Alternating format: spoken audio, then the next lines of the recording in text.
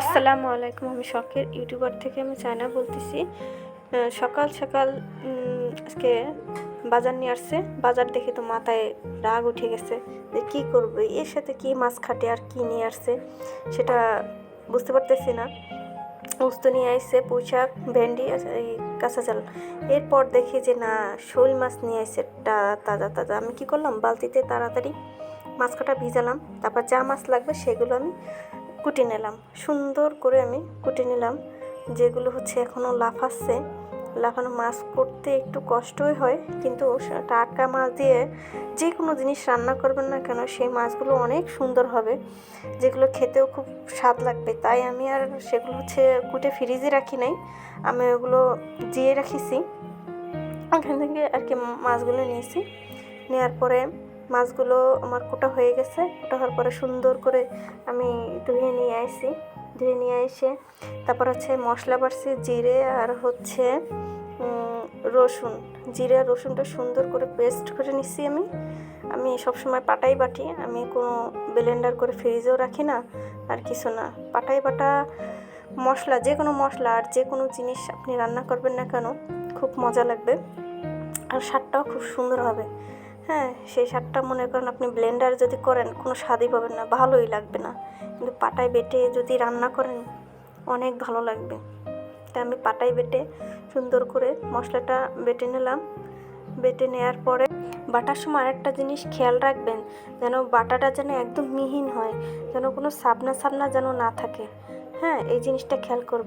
বাটা শেষ হওয়ার পরে আমি কড়াইতে তেল দিছি, তেল গরম হয়ে গেছে। এবার পেঁয়াজ কুচি পরিমাণ মতো নিছি, আর হচ্ছে ঝাল নিছি পরিমাণ মতো। এটা সুন্দর করে আমি ভাজা করব। যে একদম ভাজা করব তা কিন্তু না, এই ভাজার ভিতরেও আমি দেখছেন হালকা বাদামি রং হয়ে গেছে। তারপরে হচ্ছে আমি ওই যে মশলা বাটার ভিতরে লবণ হলুদ দিয়ে আমি এটারে কষাচ্ছি। কষানোর পরে খুব সুন্দর একটা কালার, কারণ বেশি অতিরিক্ত হলুদ দিবেন না। হ্যাঁ, হলুদ দিবেন না। দেখছেন, হলুদ দিলে তরকারি নষ্ট হয়ে যায়, খেতেও ভালো লাগে না, তিতে লাগে। তাই হচ্ছে স্বাভাবিক হলুদ দেবেন। আর হচ্ছে আরেকটা কথা, আমি হচ্ছে মাছটা আর কি ভাজিনি, কষায় রান্না করছি। এই কষায়ে রান্না করাটা হচ্ছে অনেক মজা লাগে আর কি। যারা এখনও খাননি তারা খেয়ে দেখবেন যে কষায় রান্না করলে মাছটা অনেক ভালো লাগে। বিশেষ করে দেশি মাছগুলো যদি একটু কষায় রান্না করা যায় তাহলে অনেক ভালো লাগে। এই কষানোর পর আমি যে তারপর হচ্ছে কি করব, একদম ভাজা হয়ে যাবে। ভাজা হয়ে গেলে পর কোনো পানি থাকবে না। হ্যাঁ, এখন পানি দেব না, পানি একটু পর দিব। দেওয়ার পরে একটু পর তারপর হচ্ছে যে এখন ওই যে বাটিটা ধুয়ে আমি অল্প কিছু পানি দেবো। এই পানিটাই হচ্ছে এই পানিটা সেদ্ধ হবে। সেদ্ধ হওয়ার পরে হচ্ছে আমি কিছু সময়ের জন্য রেখে দেবো। দেখছেন কীভাবে হচ্ছে, এইভাবে আর কি সেদ্ধ হবে। এই সেদ্ধটা কীরকম হবে, যখন এই যে মাছের একটা স্বাদ, এই স্বাদটা কিন্তু ঝোলে লেগে যাবে। তখন মনে করেন আপনি যে তরকারি যে কিছু দেন না কেন সেই তরকারিটাই কিন্তু খুব সুন্দর হবে।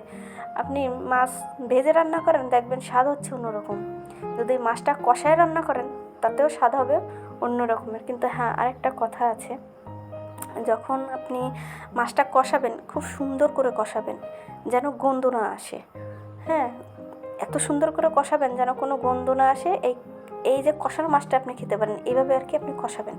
তারপর আমি হচ্ছে তুলে রেখেছি, এভাবে করে আমি তুলে রাখবো, সুন্দর করে তুলে রাখবো। তুলে রাখার পরে এই যে এই রান্নাটা হচ্ছে আমার মা করতো। হ্যাঁ, আমার মা এই যে এইভাবে রান্নাটা করতো, খুব সুন্দর লাগতো তার হাতের এই রান্নাটা। সেভাবে আর কি আমি করেছি। সব কটা মাছ আমি এভাবে উঠোই রাখার পরে দেখবেন এই যে বাটিতে করে এভাবে আমি উঠোই রেখেছি খুব সুন্দর করে। তারপর হচ্ছে ওই যে আমার যে ডাটা কাটা ছিল আর হচ্ছে আর আলু কাটা ছিল, এই ডাটা কাটা আর আলু কাটা দিয়ে ওই অল্প একটুখানি যে পানি, ওই পানিতে হচ্ছে আমি দিয়ে দেবো, এগুলো দিয়ে দেব। তখন কিন্তু এক্সট্রা কোনো পানি দেব না, ওই পানিতে আমি কষাবো।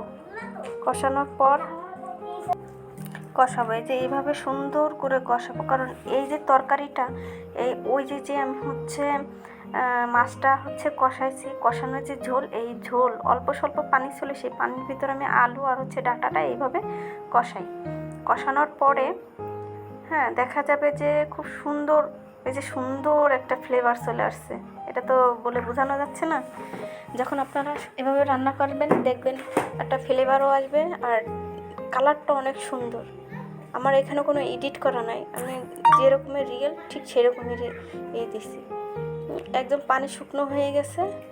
শুকনো হওয়ার পরে কী করবেন, একটু ঝোলের পানি দেবেন। এই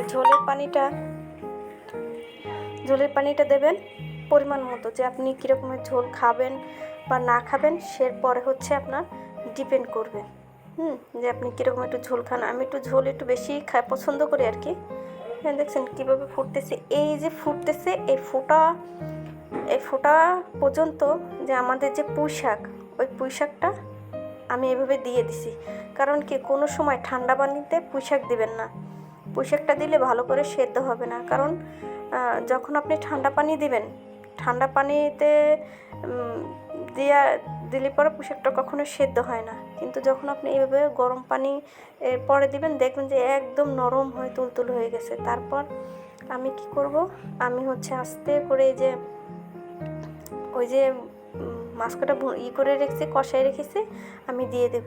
কারণ আমার ঝোল টেনে গেছে, এখন ওই কয়টা দেবো। দেওয়ার পরে এদের তরকারির যে স্বাদটা আরও বেশি বেড়ে যাবে। যারা এইভাবে আর কি কষায় রান্না করে খায় আর সাথে পুঁই শাক আর শোল মাছ, আসলে এই স্বাদটা হচ্ছে অন্য রকমের। আমি পরিমাণ মতো লবণ দিয়ে দিছি, লবণ কম হয়েছিল তাই পরিমাণ মতো লবণ দিয়ে দিছি। লবণ দিয়ে একটু পর আমি ঢেকে রাখবো। আরেকটা আপনাদের কথা বলে দিই, আপনারা সব সময় যে কোনো শাক রান্না করবেন না কেন, কখনো ওই যে আমরা যখন আলু আর হচ্ছে শাক কষাই তখন শাক কষাবেন না, আগে আলু কষাবেন, তারপর হচ্ছে ঝোলের পানি দেবেন। এই ঝোলের পানিটা দিলি পরে যখন ঝোলের পানিটা গরম হয়ে যাবে তখন হচ্ছে যে কোনো শাক রান্না করবেন না কেন তখন শাকটা দিবেন। আমার শাক হয়ে গেছে, এখন এই যে আমি হচ্ছে পরিবেশন করতেছি। এই যে আমার ঘরের লোকরে যে আমি বেড়ে দিছি। হ্যাঁ, আর